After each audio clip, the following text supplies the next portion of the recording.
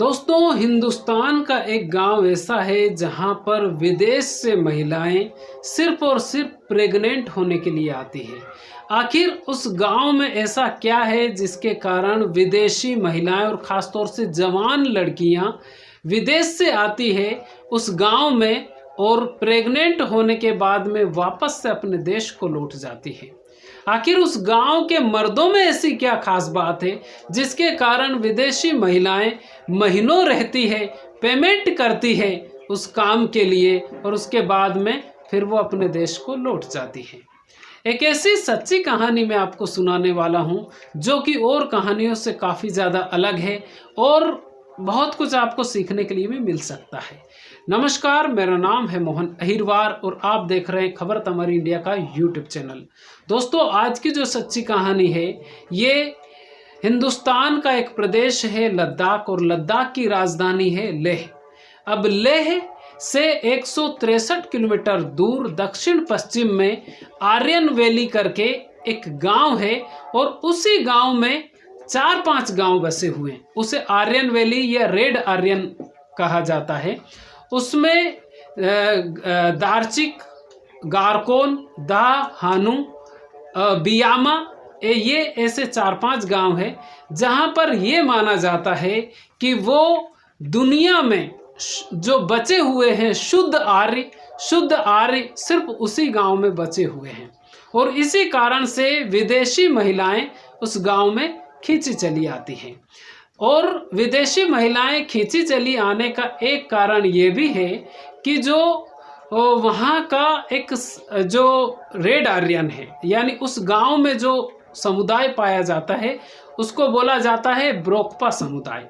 और ब्रोकपा समुदाय खुद ये मानते हैं कि वो उनको एक तरह से ये गर्व भी महसूस होता है कि वो शुद्ध आर्य है और इसी कारण से विदेशी महिलाएं उनके पास में आती है, महीनों रहती है और उसके बाद में काम होने के बाद में चली जाती है।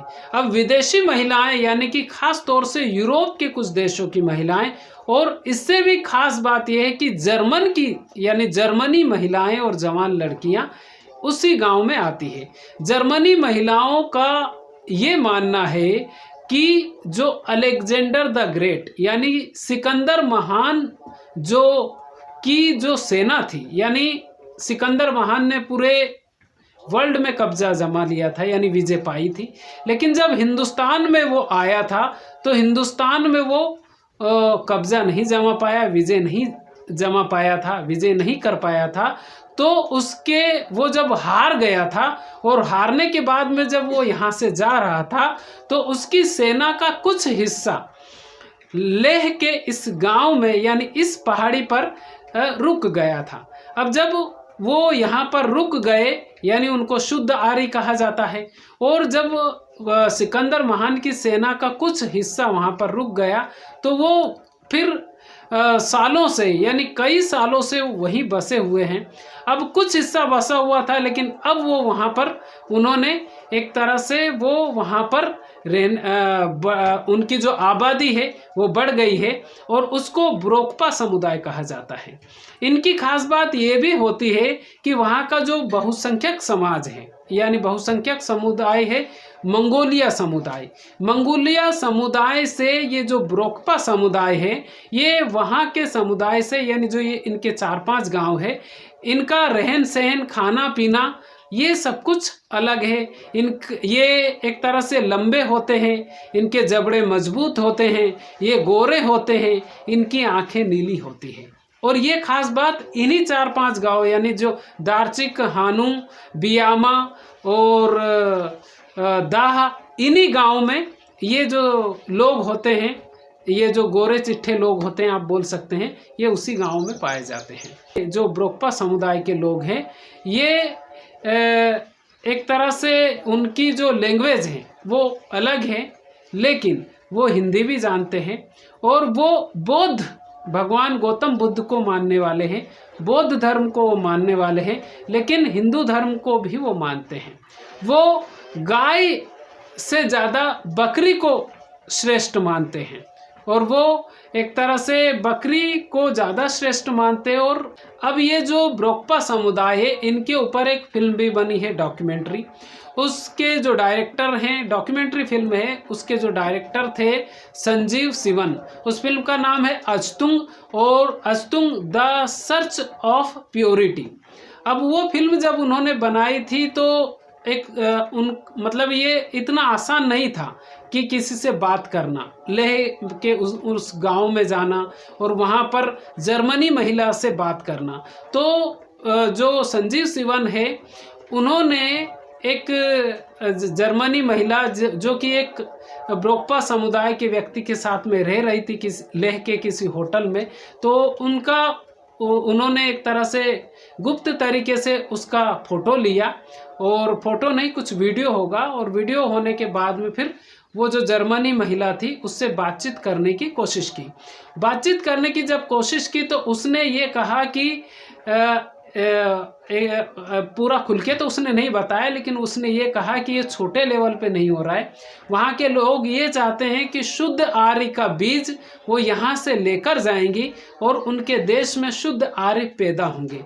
और वो अकेली ये महिला नहीं है, इससे पहले भी कई महिलाएं इस गांव में आई है प्रेग्नेंट होने के लिए, और उसके बाद में और भी महिलाएं यहाँ पर आएंगी।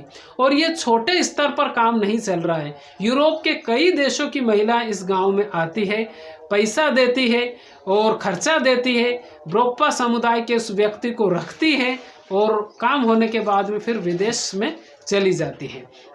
जब ब्रोकपा समुदाय के उस व्यक्ति से मीडिया के किसी चैनल वाले ने बातचीत की तो उसने ये कहा कि उसे कोई पछतावा नहीं है, बल्कि उसको तो गर्व है कि वो शुद्ध आर्य हैं, और उसको एक गर्व ये भी है कि उसके जो बच्चे हैं वो विदेश में पैदा होंगे, फिर वो जब बड़े हो जाएंगे तो फिर वो हिंदुस्तान में आएंगे, फिर उसके पिता को जर्मनी या विदेश में कहीं भी लेकर जाएंगे। उसका कहना ये था। उसका नाम जो था वो था सेवांग लुंडुप, उसका नाम था। यानी कि जो दोनों की बातचीत हुई थी वो संजीव सिवन ने बातचीत करने की कोशिश की थी, और उस डॉक्यूमेंट्री में ऐसा ही कुछ बताया गया है।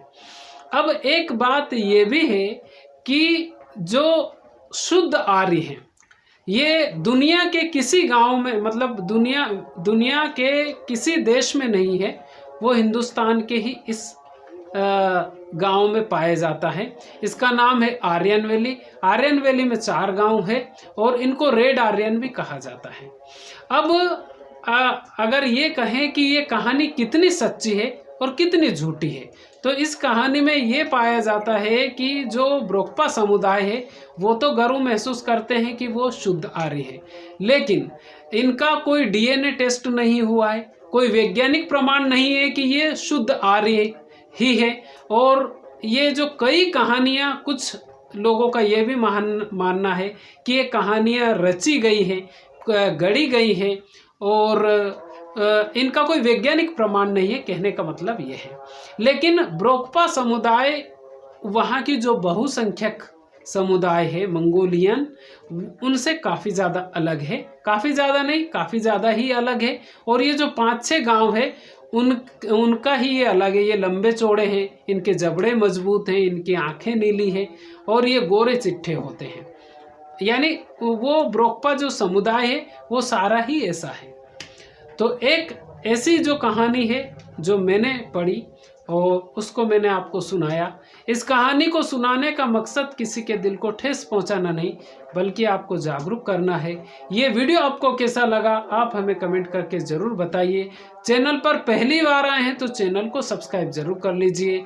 खुश रहिए, अपना और अपने पूरे परिवार का ख्याल रखिए, अपने माता पिता का ख्याल रखिए। अपने माता पिता को अगर कुछ हो जाए तो ज़रूर उनको स्वस्थ रखिए, उनको हॉस्पिटल में लेके जाइए, क्योंकि अभी बारिश बहुत तेज़ हो रही है। तो बारिश में ख़ास तौर से बीमारी का थोड़ा सा प्रकोप चल रहा है। अब थोड़ा सा बीमारी का प्रकोप चल रहा है, बुखार वगैरह, तो उनका ज़रूर आप ध्यान रखिए। आपके घर में अगर आपके दादा दादी हो तो उनके पास अपने बच्चों को ज़रूर बिठाइए, क्योंकि आपके जो दादा दादी हैं वो नॉलेज दे सकते हैं जो किसी स्कूल में, कॉलेज में या यूनिवर्सिटी में ऐसा नॉलेज नहीं मिल सकता है।